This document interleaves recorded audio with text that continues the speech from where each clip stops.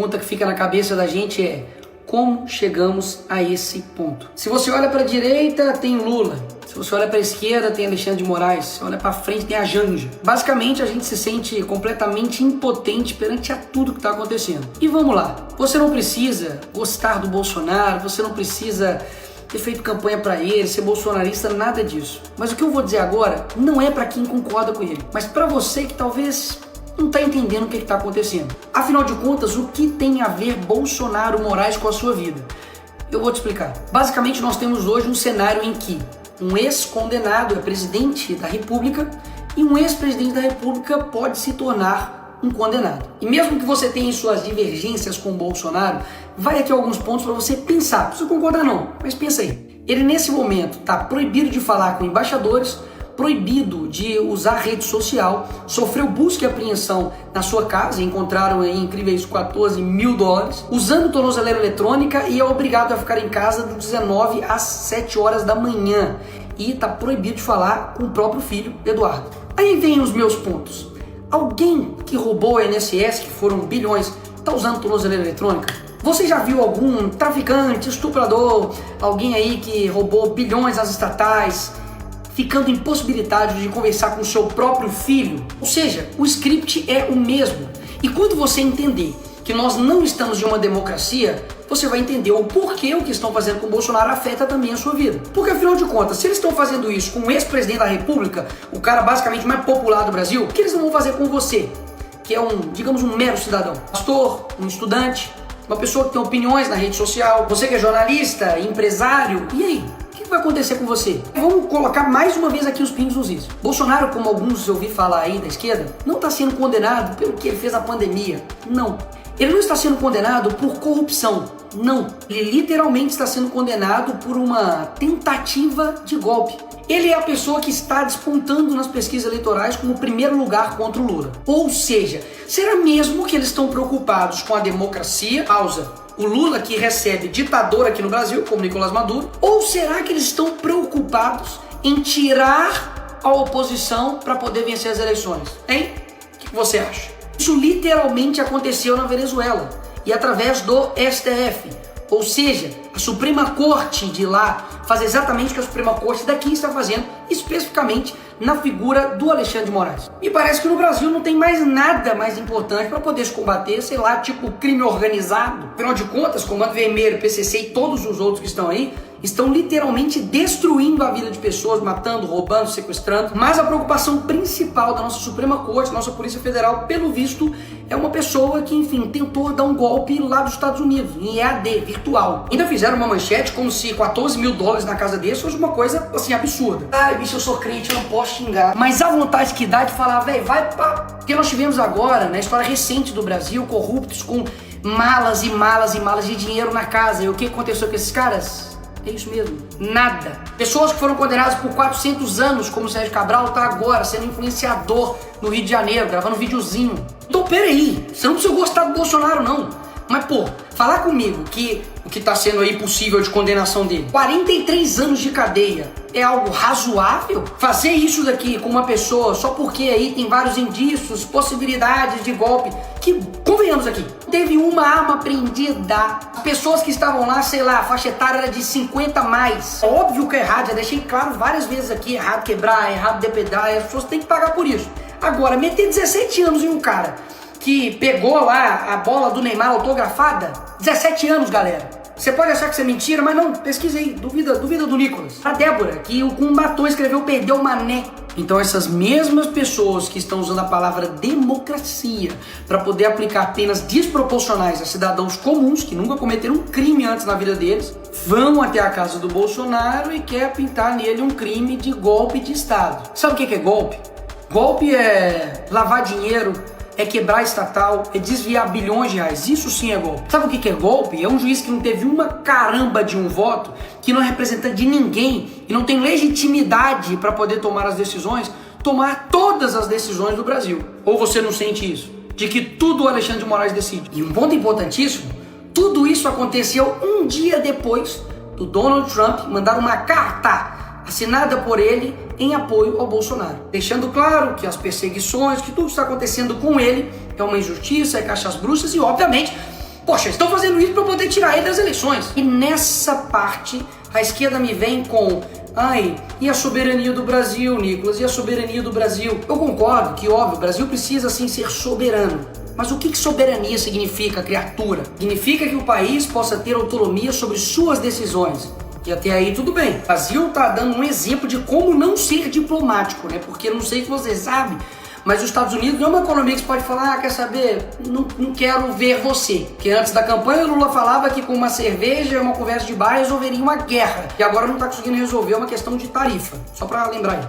Agora, as decisões que os Estados Unidos está tomando nesse momento, ou futuramente possa tomar, como a lei Magnitsky, então até mesmo a taxação que o Trump fez, que no meu vídeo mesmo anterior eu disse que não há o que comemorar, afinal de contas a gente sabe que isso pode sim impactar e muito a nossa economia aqui no nosso país, nada mais está tomando uma decisão de como o seu próprio país irá tratar as questões das importações. Então a narrativa de que isso estaria ferindo a soberania nacional, isso é mais uma narrativa do PT da esquerda. PT esquerda que durante a sua vida inteira mentiu pra você. É o mesmo cara que te prometeu picanha e não entregou nada. Então assim, acreditar em todas as narrativas que a esquerda traz pra você, o problema nem é mais a esquerda, meu filho, o problema é você que acredita nela. Agora, mais uma vez, cá entre nós, vamos recapitular um pouquinho só a história. Lula acabou de pedir pra Cristina Kirchner, que foi condenada por corrupção, a soltura dela. Ele foi lá na Argentina pedir para soltar ela. A Gleisi Hoffmann, que é deputada do PT, não sei se você sabe, mas já foi até a TV árabe para poder pedir pro Lula ser solto. O PT foi em outros órgãos internacionais para poder falar pro Lula ser solto, contra o impeachment da Dilma, enfim. Fizeram isso milhares de vezes. E aí no caso deles é ajuda. Não, nós estamos aqui ajudando. Aí quando é o Eduardo, aí não. Aí é ataque à soberania nacional, é crime. Peraí. Eles não fizeram isso a vida inteira. E tem tipo de coisa que você tem que ir ver. Coloca aí no Google assim, ó, Foro de São Paulo, pra ver que desde 1990 os caras estão influenciando externamente todos os países da América Latina e principalmente o nosso país. E uma perguntinha aqui gostosa aí pra você que é de esquerda ou canhotinha. Qual seria a sua reação se o Donald Trump, nesse exato momento agora, mandasse um avião aqui pro Brasil para poder buscar e resgatar Jair Bolsonaro? Fala pra mim a verdade, qual seria a sua reação? Ataque à soberania, pipipipopopó e não sei o que, não é? Mas foi exatamente isso que o Lula fez com a ex-primeira-dama do Peru, que foi condenada por corrupção. Usou o seu dinheiro de pagador de impostos, usou o avião das Forças Armadas brasileiras para poder ir lá e resgatar ela. Opa, peraí! O Lula não tá ferindo a soberania, não? Ou seja, todo o script é o mesmo. Eles fazem a coisa errada, destroem o país, colocam a culpa no outro e depois criam um caos e depois se apresentam como uma solução. Mas e aí, Nicolas, o que nós vamos fazer? Aqui você chega na parte final, mas não menos importante do vídeo. Não, nós não estamos vivendo em uma democracia. Então, vamos partir daí. Em uma democracia normal, o Senado iria colocar freios e contrapesos com o STF. O STF seria uma corte não política, mas uma corte que iria zelar pela nossa Constituição. E o Congresso iria elaborar suas leis, ver o que é melhor para o país e, enfim, também poder fazer emendas à Constituição para poder também frear os poderes dos outros demais poderes. Mas não é esse Brasil que a gente vive. Então esperar de mim ou dos outros deputados que a gente faça algo dentro da regra do jogo que irá mudar um jogo que eles não seguem a regra do jogo, é loucura imaginar essa forma. E eu tenho um exemplo aqui perfeito para poder te dar. No caso, por exemplo, do IOF, que houve um aumento de imposto pelo PT, claro, e Haddad, o Congresso viu isso e falou, vamos derrubar. E nós derrubamos. O que o Lula fez? Foi lá e derrubou a nossa decisão. O que nós fizemos? Fomos lá e derrubamos a decisão dele. O que o PT fez? Levou pro STF. Chegou no STF, o Moraes decidiu o quê? IOF, tá tudo bem, vai rolar. Ou seja, é como se eu fosse um jogador, fui lá no jogo, fiz 3 gols. Finaliza o jogo, nós ganhamos a partida e aí o juiz fala, não. Os seus 3 gols não valeu, Nicolas. Na verdade, quando você faz um gol, o gol vai pro outro time. Então, vitória do time contrário. O jogador tem culpa nisso?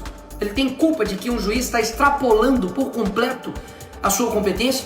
Não é falta de competência, de vontade, nem de garra, nem de luta de nenhum dos jogadores. Basicamente porque nós temos um juiz que tem superpoderes. Rui Barbosa poderia ressuscitar e defender que seja Bolsonaro ou a direita ou o Congresso ou o Parlamento, que não resolveria. Então é isso, Nicolas. Nós temos uma ditadura e lascou. Não. Mas tem uma coisa valiosa que eu aprendi com o Olavo, que é o seguinte. Quando a sua ânsia de agir é maior do que sua ânsia de entender, a sua ação sempre vai ser incompreensível. Toda tirania, ela vai dobrando a aposta. E eu confesso que eu estou extremamente preocupado com o nosso país. Basicamente, ou vai surgir um novo Brasil, ou a gente vai virar de fato Coreia do Norte. O que nós podemos fazer para poder mudar essa situação? O primeiro passo de fato é você entender. Entender de que existe uma pessoa, basicamente, que chama-se Alexandre de Moraes, que está desbalanceando a nossa democracia. Então, Nicolas, o que você sugere? Eu confesso que muitas das vezes eu não sei, mas uma coisa eu sei, que desistir, parar de lutar, parar de falar, parar de gravar vídeo, parar de comunicar com vocês,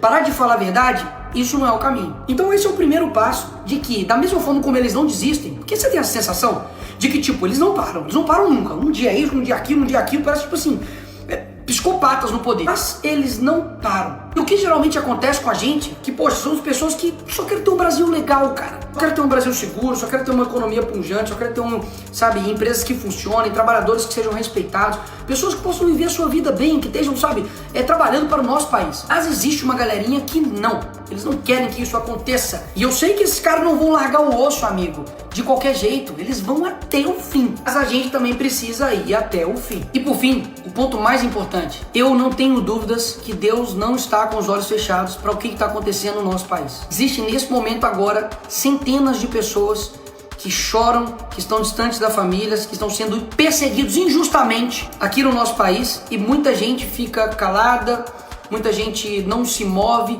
usa isso como um jogo político para poder, enfim, lutar pelos seus interesses. Mas eu não tenho dúvidas que podem ter juízes com muito poder, mas eles não têm todo o poder. Então eu te chamo agora não somente para poder tomar ação naquilo que de fato seja necessário. Seja, por exemplo, ir para a rua, seja, por exemplo, compartilhar um vídeo, seja, por exemplo, fazer a política no seu dia a dia, alcançar pessoas que nós não alcançamos, mas principalmente para que você tome uma decisão individual de você de fato se tornar uma pessoa mais próxima de Deus, para você ter um caráter mais parecido com Jesus e dessa forma você mudar o seu país. Porque tudo que eles mais odeiam é um país que se aproxima de Deus, de verdade, não somente de fala, mas de verdade. E muitas das vezes, quando a gente vê tudo isso acontecendo, a última coisa que a gente faz é orar. A gente reclama, xinga, enfim, faz vídeo, faz um monte de coisa, mas a última coisa que a gente faz é apresentar isso para quem realmente está no comando de tudo. E eu quero lembrar vocês de que os hebreus ficaram 400 anos escravizados no Egito. Deus levanta Moisés, ele enfrenta Faraó, vem praga, o povo sofre,